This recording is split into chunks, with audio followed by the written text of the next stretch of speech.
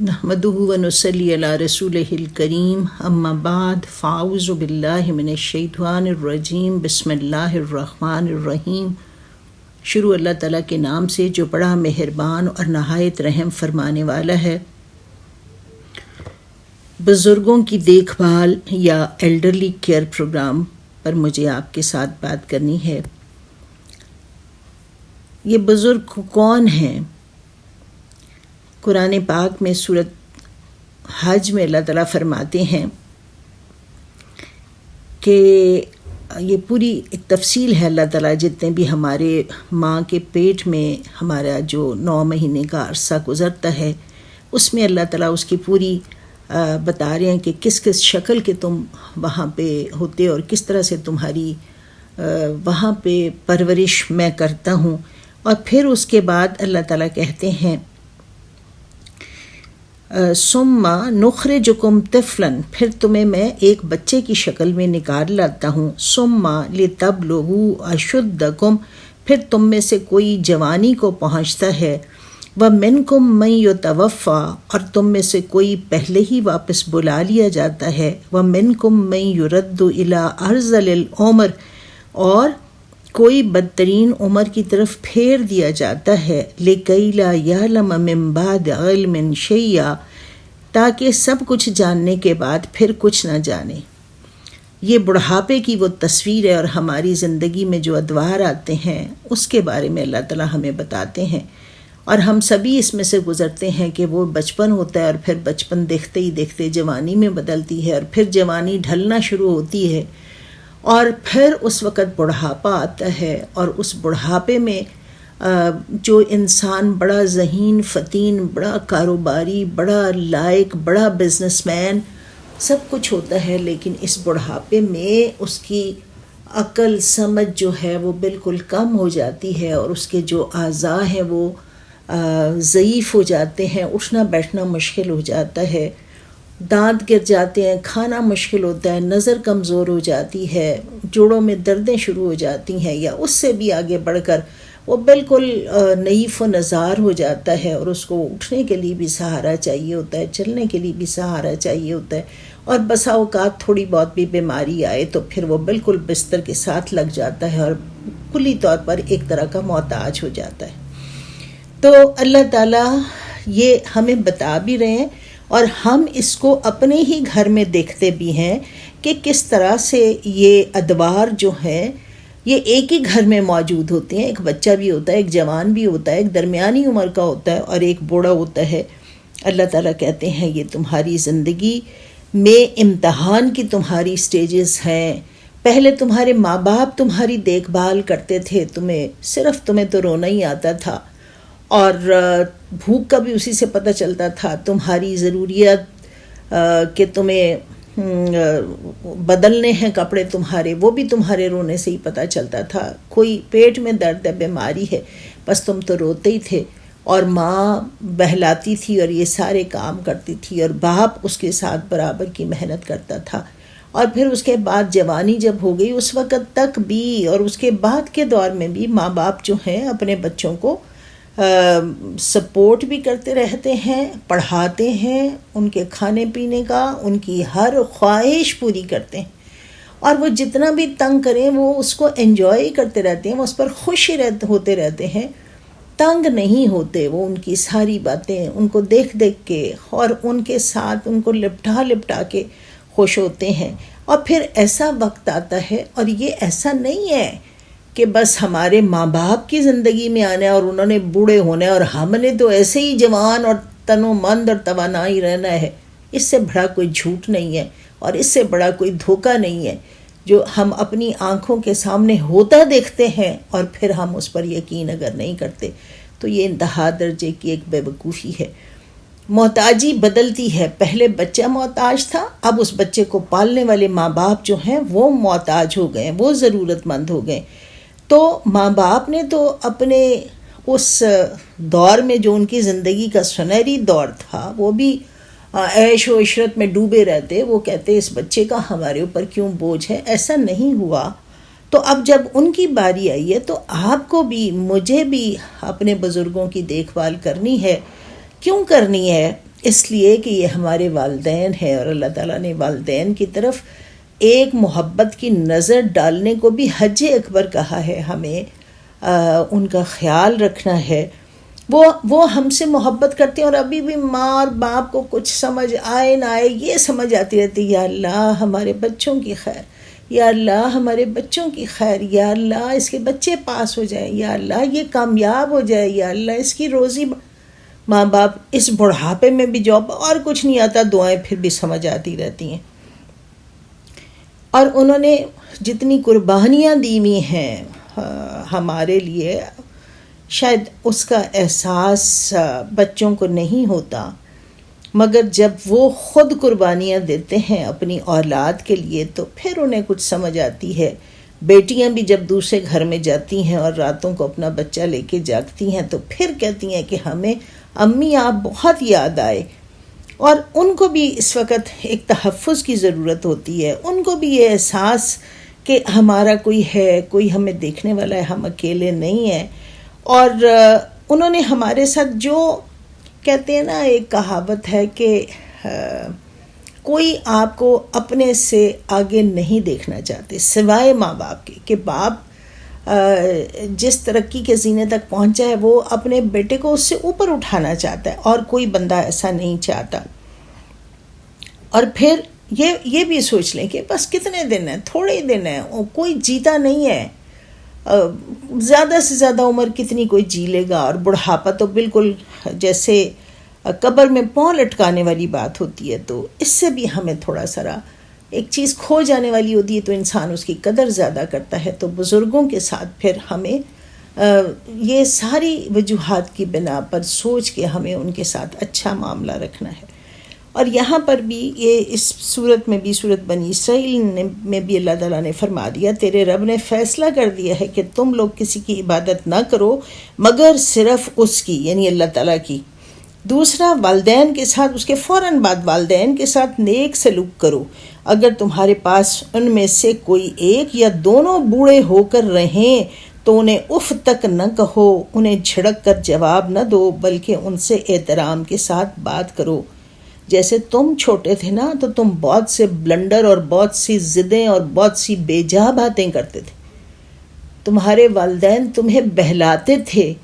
اب تم بھی والدین کی اس طرح کی باتیں جو کہ بوڑھے ہو گئے ہیں، اب وہ بار بار ایک بات کریں گے، اونچا کہیں گے، ابھی ہمیں سمجھ نہیں آئی ہے، تو اس پر ان کو جھڑکو نہیں. تمہیں کسی بات سے روکتے ہیں تو ان کے ساتھ آرگیو نہ کرو، ان کو بے عزت نہ کرو، ان کو نیچا دکھانے کی کوشش نہ کرو، جھڑک کر جواب نہ دو، بلکہ احترام کے ساتھ بات کرو. یہ میں اپنی بات نہیں کر رہی، قرآن پاک میں جو اللہ تعالیٰ نے کہا ہے میں آپ کے سامنے وہ رکھ رہی.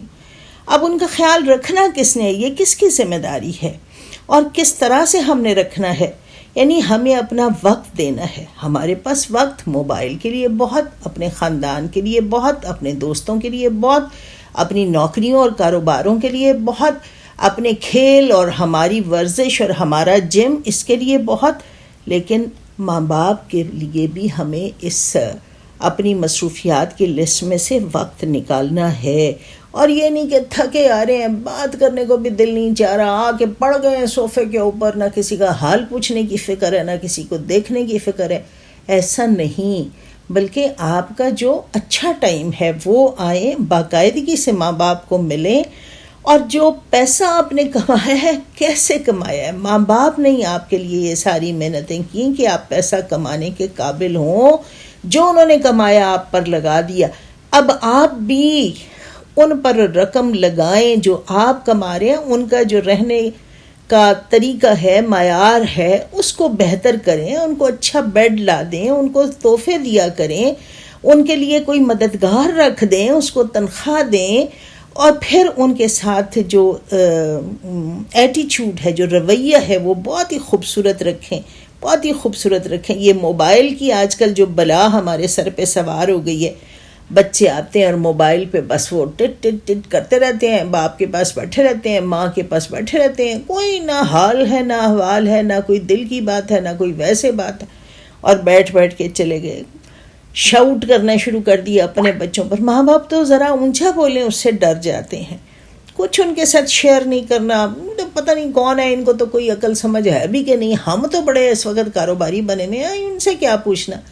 اچھا وہ اس سے بھی خوش ہوتے ہیں اگر آپ ان کو بتاتے ہیں. وہ آپ کی تنخواہ لیتے نہیں ہیں. آپ کی تنخواہ سن کر ایک وہی تو ہیں جو خوش ہوں گے. آپ ان سے بھی اپنی تنخواہیں چھپاتے ہیں. اور پھر میڈیکل ٹریٹمنٹ اگر ان کو ضرورت ہے تو یہ آپ نے کرانا ہے. اس سے بھی پیسے بچا کے نہیں رکھنے. اور یہ ریکریشن کی بھی بڑی مزے کی بات ہے. میاں بیوی بچے آپ چلیں. امی ابو تو گھر میں ہی رہیں گے نا، انہیں تو کسی ریکریشن کی ضرورت نہیں ہے. اس کا بھی خیال رکھیں. ان کو بھی ریکریشن کی ضرورت ہے، ان کو بھی اپنے پروگراموں میں شامل کیا کریں. پھر کس نے یہ کرنے ہیں سارے کام؟ سب سے پہلی بات تو جو ہے بیٹا ہے، جس نے جائیداد کے 2 حصے لینے ہیں، بلکہ ساروں کا ہی حصہ لے جانا ہے. تو بیٹا جو ہے وہ ماں باپ کا خیال رکھے، ان کی کیئر ٹیکنگ کرے بنیادی طور پر. اس کے ساتھ بیٹیاں چونکہ دوسرے گھروں میں چلی جاتی ہیں، اس لیے ان کی اس طرح سے ذمہ داری ان پر نہیں لگائی جا سکتی. لیکن ان کو بھی یہ نہیں کہ ماں باپ کو دیکھنے کا وقت ہی نہیں نکالنا، ان پر ان کے ساتھ کوئی اچھا معاملہ ہی نہیں کرنا، بلکہ بیٹیوں کی بھی ذمہ داری ہے کہ وہ اپنے ماں باپ کو دیکھیں. اسی طرح شوہر ہے، اگر وہ بیمار ہے تو بیوی ہے جنہوں نے ساری عمر ایک دوسرے کے ساتھ گزاری ہے. یا اگر پھر یہ نہیں ہے تو جو کوئی دوسرا رشتہ دار ہے، کوئی بھتیجا ہے، بھانجا ہے، یہ ہے. یا اگر وہ بھی نہیں تو کوئی کیئر ٹیکر رکھ کے دیں جو گھر میں رہے اور ان کا خیال رکھے. اور پھر کسی ڈے کیئر میں ان کو تھوڑا پھروا دیں، بیٹھ جائیں، دوسرے لوگوں سے مل آئیں. اور پھر اس کے بعد بھی اگلا درجہ جو مغرب میں شروع ہوا ہے وہ اولڈ ہومز والا ہے. اللہ تعالیٰ ہمیں تو اس سے بچا کے رکھے. جو خواری اولڈ ہومز میں ہے وہ بھی بڑی مشکل ہے، تو اللہ ہمیں اس سے بچائے اور ہم اپنی اپنی ذمہ داریاں دیکھنے والے ہوں. نیت اس سارے کے ساتھ یہی ہے کہ اللہ تعالیٰ نے ہمیں حکم دیا ہے، اس لیے ہم یہ کر رہے ہیں.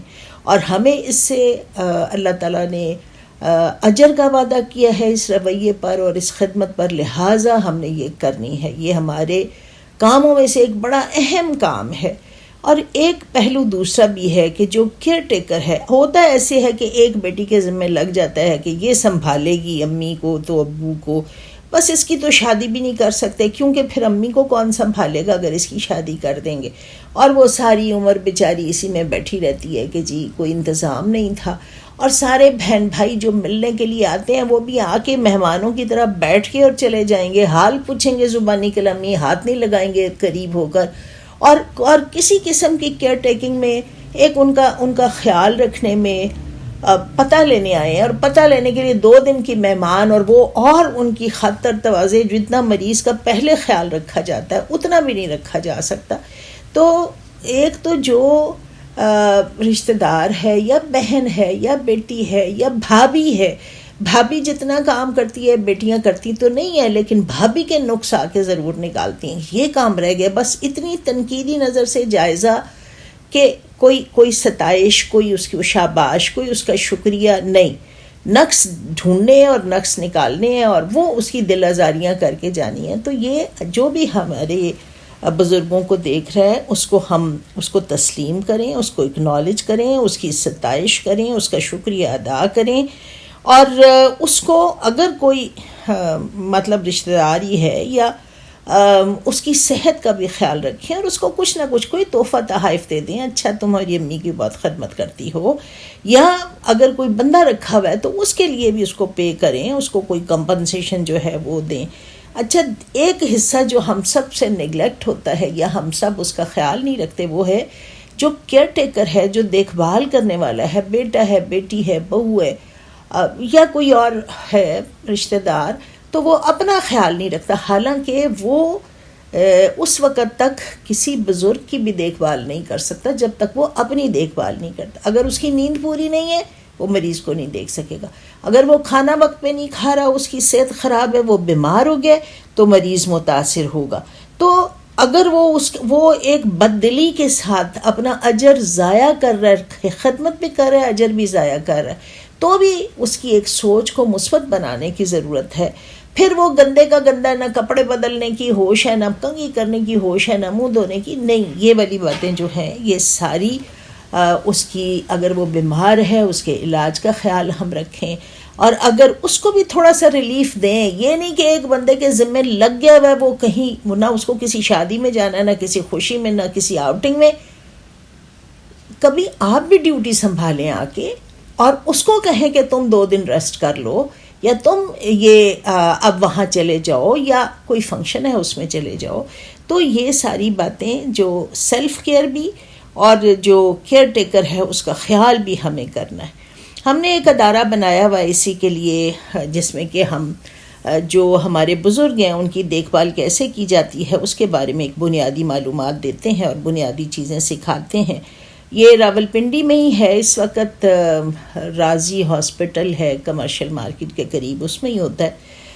اس میں ہم سال میں 2-3 دفعہ داخلہ لیتے ہیں. فیس ہے اس کی کچھ، میل فیمیل دونوں ہیں، اس میں کوئی عمر کی قید نہیں ہے، بس میٹرک پاس ہو. اس کا باقاعدہ اشتہار آتا ہے، پھر داخلہ ہوتا ہے، اس کا کورس ہے، اور پھر اس کی ایک اچھے طریقے سے اس کو پڑھایا جاتا ہے، اور پھر اس کے بعد اس کا پریکٹیکل جو ہے وہ 4 مہینے وارڈ میں پریکٹیکل کرایا جاتا ہے.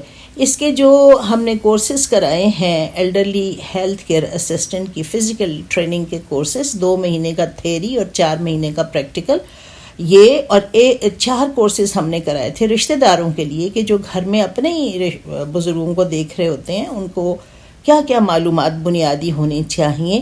تو کل اس وقت تک ہم کوئی 364 لوگ جو ہیں ان کی ٹریننگ کر چکے ہیں. یہ آن لائن بھی ہوتی ہے اور فزیکل بھی ہوتی.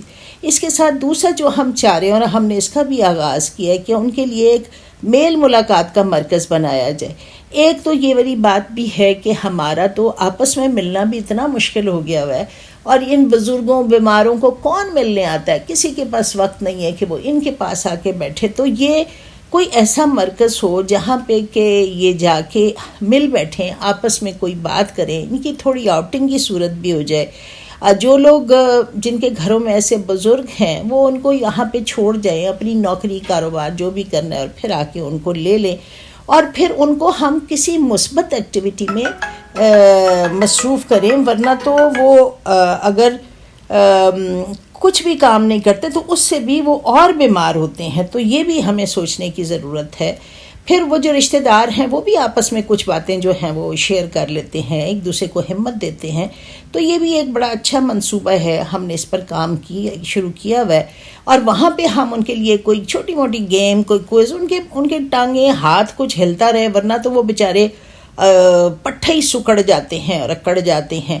اور کوئی ان کی کاؤنسلنگ، ان کو تھوڑی ہمت دلانا، اور پھر کوئی فزیو تھراپی کے سیشنز وہاں پہ کرا دینا.